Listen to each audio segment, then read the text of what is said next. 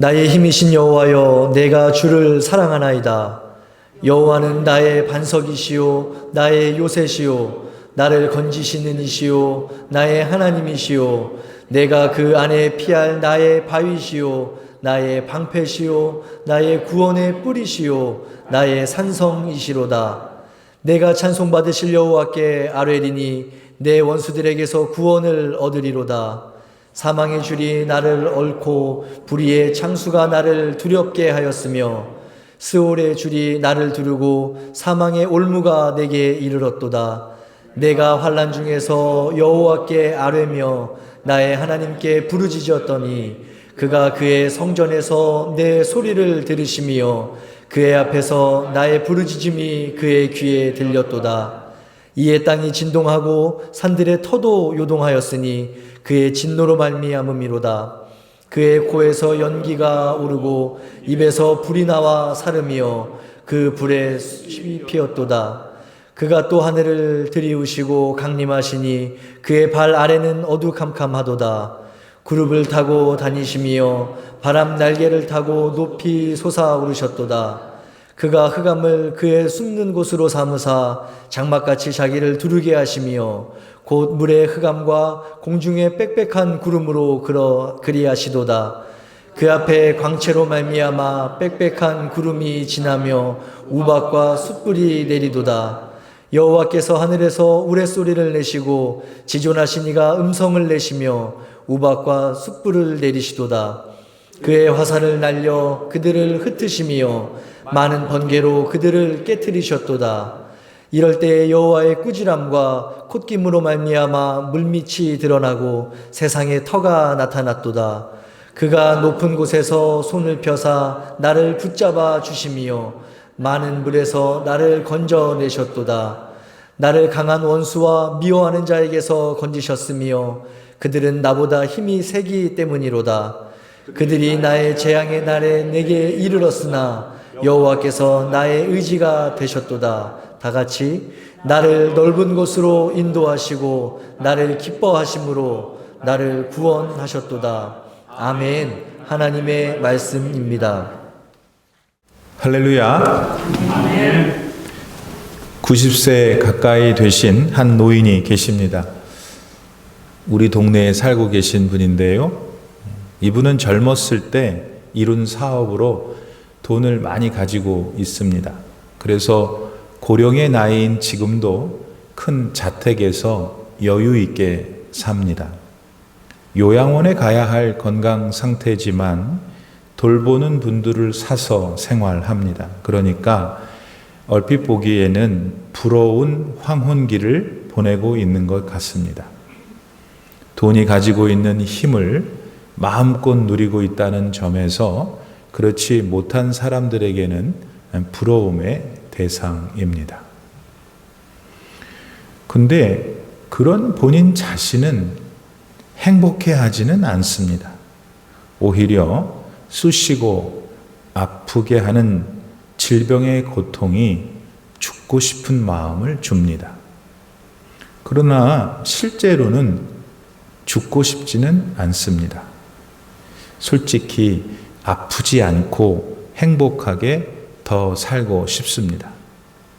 그러나 그게 자기 마음대로 안 됩니다.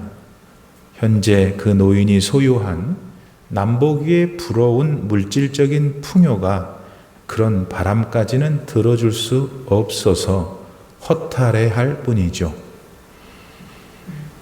이런 경우를 보면서 돈이나 물질적인 소유가 한 개인의 행복을 위한 완전한 조건은 아니구나를 새삼스럽게 깨닫게 됩니다. 그러니까 사는 내내 돈만 보고 사는 것은 지혜롭지 못한 일입니다. 사고 또 사서 잔뜩 쌓아놓는 일도 결국 허무만 더 크게 느끼게 될 일일 수 있지요. 혹시 지금 여러분 가운데에 그런데도 이런 방향으로만 자기 삶을 몰아가고 계신 분들은 없으십니까?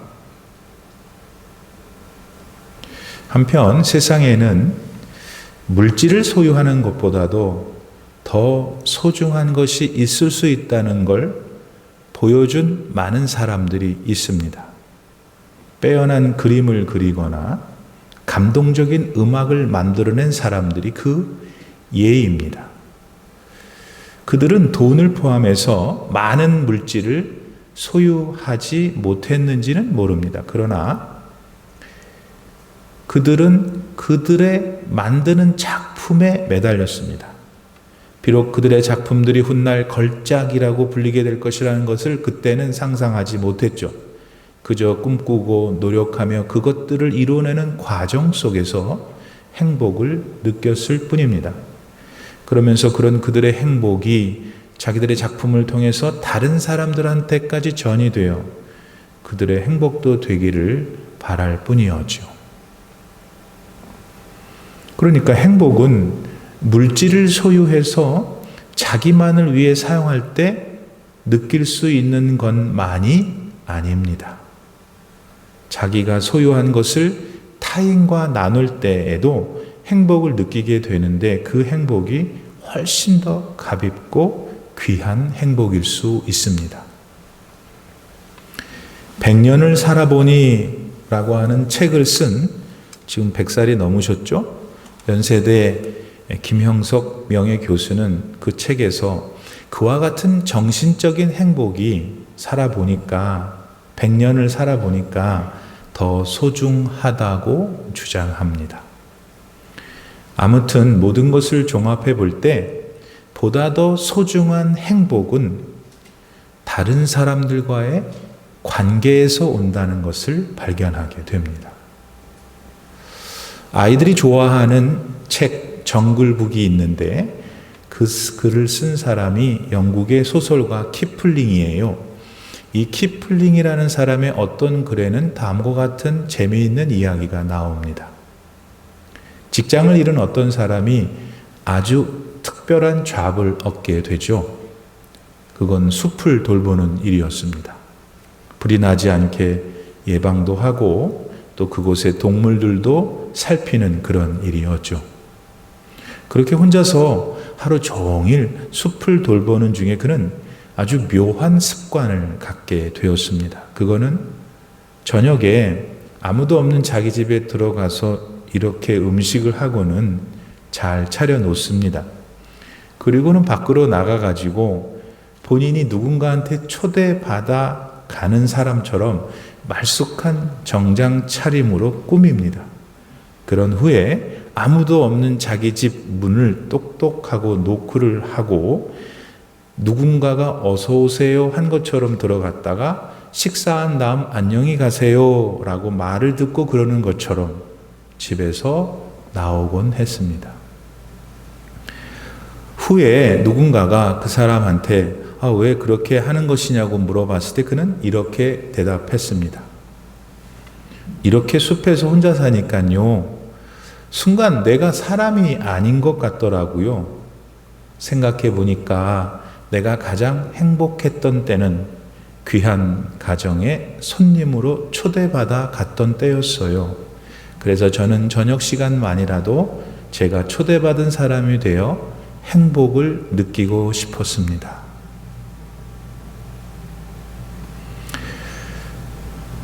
이 사람만 행복하고 싶을까요?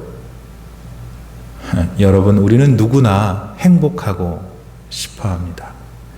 그리고 그 행복은 내가 지금 무엇을 가지고 있느냐 보다는 내가 어떤 존재로 지내느냐 하는 것에서 더 느낍니다. 돈이 많아도 혼자 지내야 한다면 그 돈이 여러분 무슨 소용이 있겠어요? 돈도 없고 명예나 권력도 부족하지만 나란 존재가 말입니다. 다른 사람한테 사랑받고 있다면 그는 행복한 사람입니다. 더군다나 나를 사랑하는 그 사람이 타인들이 보기에 모든 면에서 칭찬을 받을 만한 사람이라면 그 행복은 배로 증가할 거예요. 그런데 오늘 본문인 시편 18편을 기록한 시인이 바로 그 행복한 사람입니다. 돈을 많이 가지고 있어서가 아니에요. 왕 같은 권력을 가지고 있어서도 아닙니다. 시인의 행복은 언제나 자기한테 힘이 되어주시는 분에게서 비롯되었습니다. 게다가 그분은 일개 사람이 아닙니다. 여러분, 좋은 사람 하나와 좋은 관계를 맺어도 우리는 행복할 수 있는 존재잖아요. 근데 사람을 지으신 하나님이 관여하시고 챙기실 때 그 사람 얼마나 행복할까요? 네, 바로 시편 18편의 저자 다윗이 그런 사람입니다. 그렇다면 하나님께서 다윗한테 뭘 어떻게 하셨길래 다윗은 그토록 행복했을까요? 왜 다윗은 하나님을 자신의 힘이라고 불렀고 그런 하나님을 진심으로 사랑했던 걸까요? 거기에는 몇 가지 이유가 있습니다. 그 첫 번째 이유는 자기한테 다가오는 모든 위험을 하나님께서 막아주셨기 때문입니다. 다윗은 본문 2절 말씀에서 하나님은 자신한테 이런 분이라고 했어요. 뭐라고 했어요?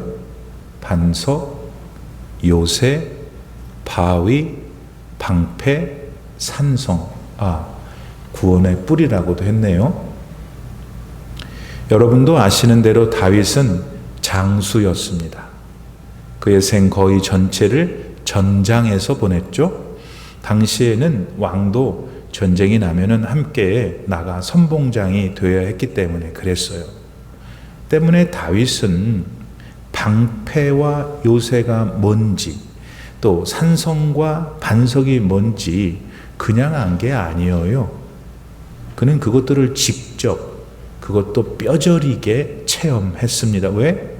그는 전장에서 날아오는 화살을 방패로 막아본 경험이 있으니까요.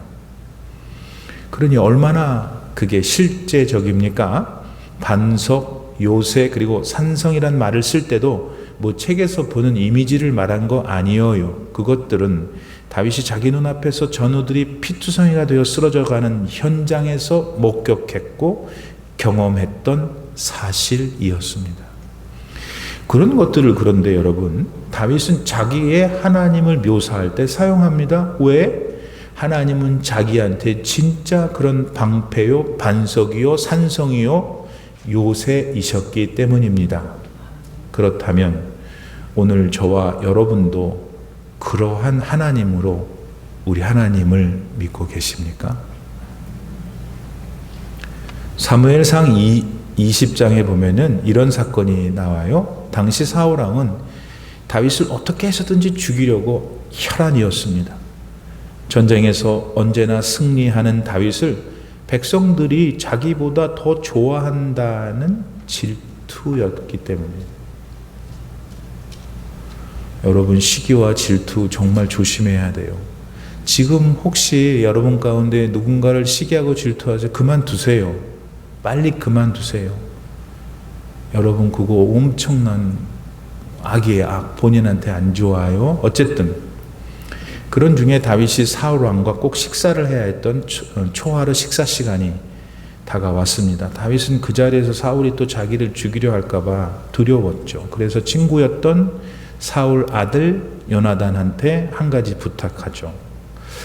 내가 그 식사 자리를 조금 피하고 싶은데 도와달라고. 사울 왕한테 잘 말해달라고. 내 고향 베들레헴에 가서 제사를 드리고 올 거라고 말해달라고 부탁합니다.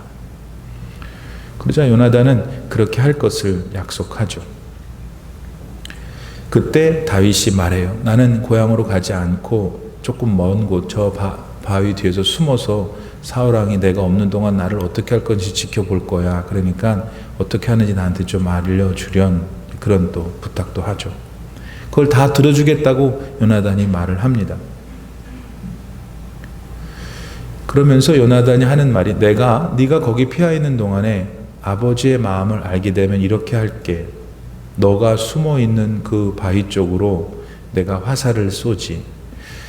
내가 그 쏜 화살을 내 종이 가지고 오게 할 거야. 그 종을 향해서 내가 야, 너무 멀리 갔다. 이제 돌아오면서 화살을 주워와 라고 하면 우리 아버지 사울이 마음이 풀린 거야. 그러니까 네가 돌아와. 근데 만약 내가 보낸 종이 향해서 내가 아니 더 멀리 가야 화살이 있어. 더 가서 화살을 찾아오라고 하면은 우리 아버지가 여전히 널 죽이려고 하는 거니까 도망가야 돼. 그렇게 내가 할게 라고 요나단이 다윗한테 말했어요. 자, 며칠이 지난 후 결국 어떻게 됐습니까? 요나단은 다윗을 향해 더 멀리 도망가라는 사인을 보내게 되죠. 죽을 수밖에 없었던 상황에서 다윗이 다시 살아나는 모습입니다. 여러분, 그 나라에서 제일 힘이 센 사람이 죽이려고 할 때 어떻게 살아날 수 있겠습니까? 아무리 용맹한 장수라도 그 나라 왕 앞에서는 안 되는 법이에요. 더군다나 자기 딸의 남편인 사위인데도 죽이려 한 사울 왕이었으니 꼼짝없이 당할 수밖에 없었던 처지가 당시 다윗의 처지였어요. 그러나 여러분, 다윗은 살았어요. 사울 왕이 죽이려고 안간힘을 썼지만 다윗을 죽일 수가 없었어요. 더 놀라운 일은 다윗의 털끝 하나도 사울 왕이 건들 수가 없었다는 점이에요. 어떻게요? 왜요, 여러분? 왜냐하면 살아계신 하나님께서 사울 왕의 친아들인 요나단까지 사용하시면서 다윗에게 날아오던 죽음의 화살을 막아주셨기 때문이에요. 막아주셨어요.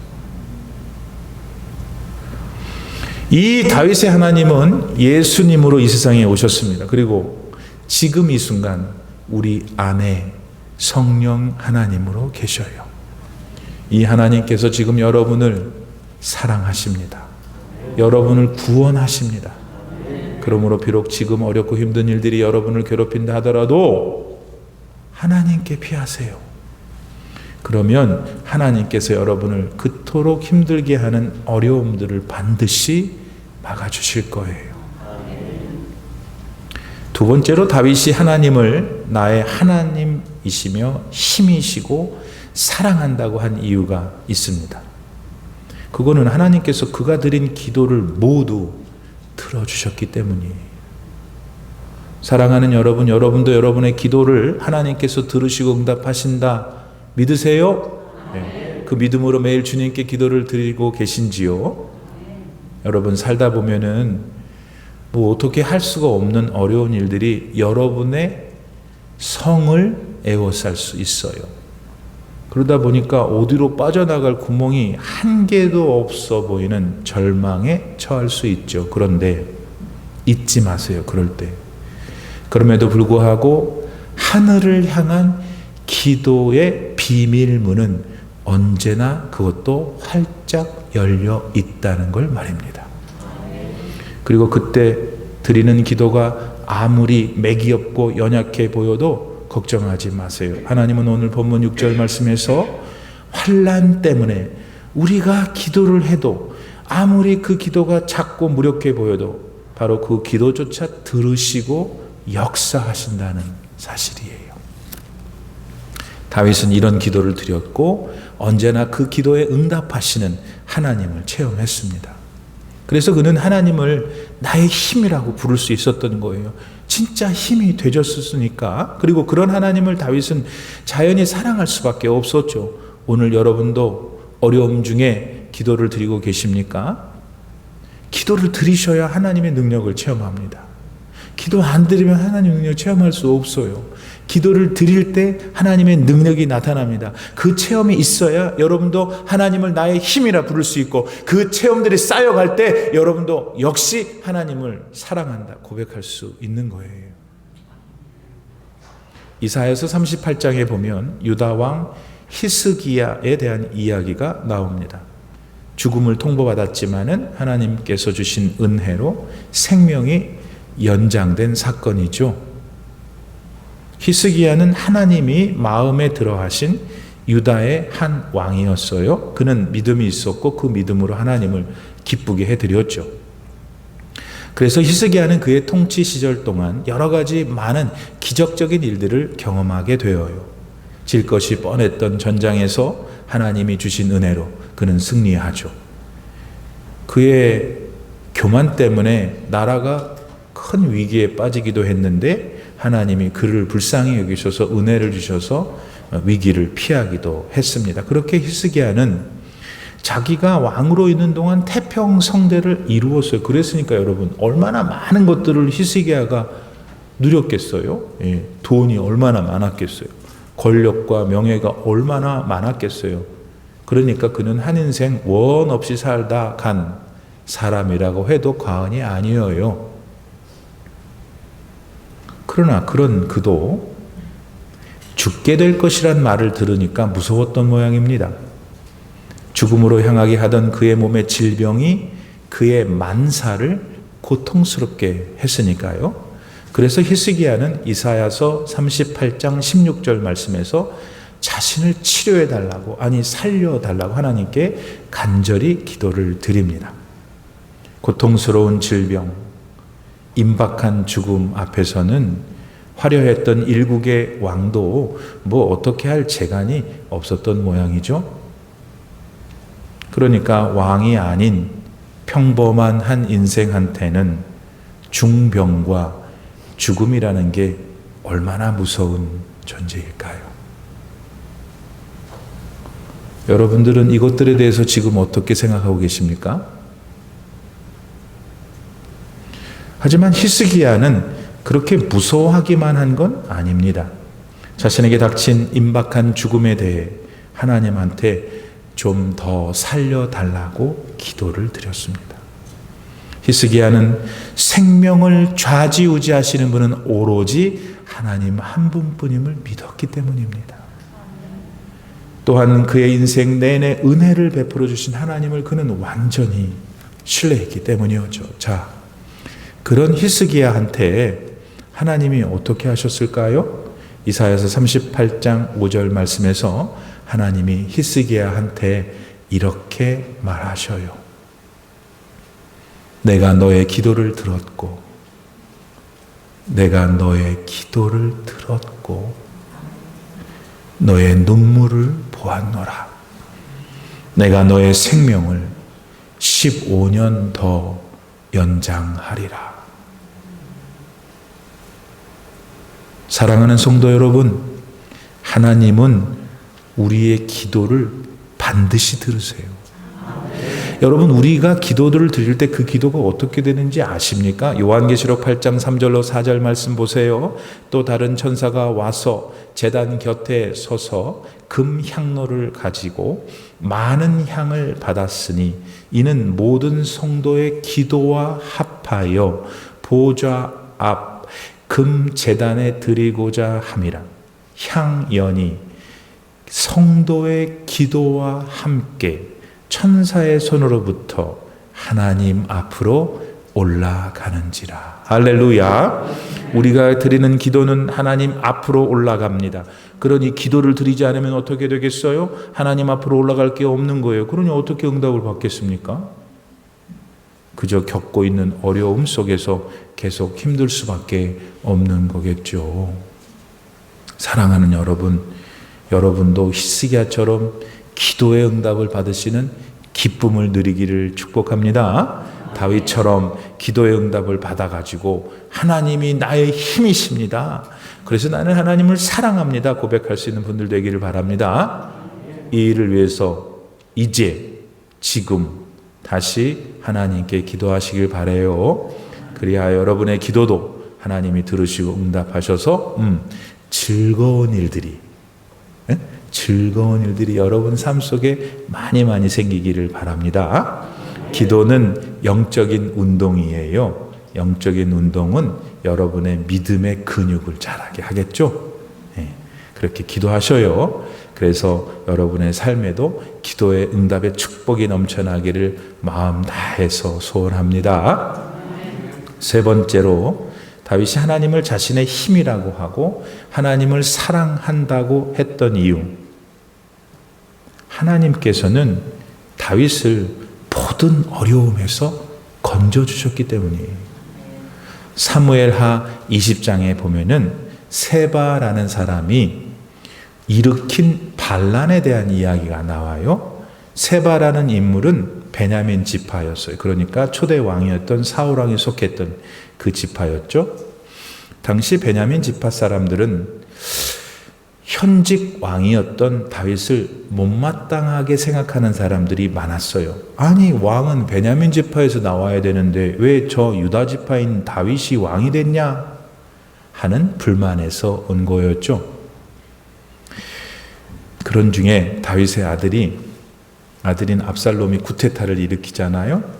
그래서 그만 다윗을 예루살렘에서 쫓아나는 일이 발생했죠. 그때 많은 베냐민 지파 사람들은 그 일을 보고 속으로 되게 고소하게 생각했어요. 그리고 그런 혼란 중에 다시 베냐민 지파가 왕통을 잇기를 원했죠. 그러나 그들의 기대와는 달리 압살롬의 난이 실패해요. 압살롬이 죽죠. 근데 바로 그 일이 있은 지 얼마 안 돼서 이 베냐민 사람 세바가 또 난을 일으킨 거예요. 아니, 그러니까 여러분, 다윗의 입장에서 보면 참 이게 힘겹고 절망스러운 일이 아닐 수가 없잖아요. 얼마 전에 아들이 일으킨 난 때문에 산전수전 다 겪고 겨우 예루살렘으로 돌아와서 있는데 또 같은 일을 겪어야 하니까 얼마나 힘들고 괴롭겠어요. 뭐 남의 일이지만. 그야말로 다윗으로서는 또 다른 깊은 수렁에 빠지게 된 거죠. 게다가 이번에는 베냐민 지파를 위시해서 더 많은 이스라엘 사람들이 이 세바를 지지했어요. 따랐어요. 그러니까 다윗의 고민은 더 깊어질 수밖에 없었던 거죠. 그러나 다윗은 이런 중에도 말입니다. 이걸 우리가 봐야 되는 거예요. 믿음으로 하나님께 기도드렸어요. 하나님께 살려달라고. 그랬더니 하나님께서 다윗을 그 수렁에서 건져내 주셨습니다. 다윗이 힘겹게 그들과 전투를 치르게 하심으로써요? 아니. 그럼 뭡니까? 세바가 이끄는 반란군이 어느 성에 머물렀죠. 그런데 놀랍게도 그 반란군 대장, 즉 세바의 목을 그 성에 살던 한 여인의 기지로 얻을 수 있게 되어요. 여러분, 세바가 당시 누굽니까? 다윗의 군대에 방불하는 반란군을 지휘했던 용사였습니다. 그는 한 성을 마련했고 거기서 다윗과 일전을 치를 작전을 세우고 있었죠. 그런데 그 성에 한 여인이 나타납니다. 그 성 주민들을 설득하죠. 뭘 어떻게 했는지 성경에 자세히 쓰여져 있지 않지만 그 여인이 사용한 지혜로 그 성 사람들이 세바의 목을 베요. 그 결과 다윗은 자기가 빠지게 된 또 다른 수렁에서 헤어나오게 되죠. 여러분, 그 일을 누가 한 겁니까? 다윗이 했어요? 아니잖아요. 다윗의 오른팔이었던 장군 요압이 했습니까? 아니, 요압은 당시 그 성 바깥에서 추위를 그냥 둘러보고 있었을 뿐이었어요. 그러면 도대체 세바의 목을 베고 다윗을 그 수렁에서 건진 분이 누굽니까? 그 성 안에 이름 모를 여인을 사용하셔서 다윗을 건져내신 분은 바로 우리 하나님이셨어요. 여러분의 하나님 말입니다. 할렐루야. 사랑하는 여러분, 다윗은 그런 경험을 통해 하나님을 이렇게 찬양하잖아요. 본문 16절. 그가 높은 곳에서 손을 펴사 나를 붙잡아 주시며 많은 물에서 나를 건져내시도다. 할렐루야. 여러분, 우리가 믿음으로 다윗처럼 하나님께 기도를 드리면 그분의 도우심이 어디서부터 오냐면 하늘에서 오는 거예요. 하늘에서 높은 곳에서 하나님이 손을 펴셔요. 여러분, 사람이 아무리 재주가 좋아도 하나님한테 안 돼요. 우리가 아무리 재주가 좋아도, 우리가 아무리 돈이 많고 지식이 많고 건강해도 안 되는 것이에요.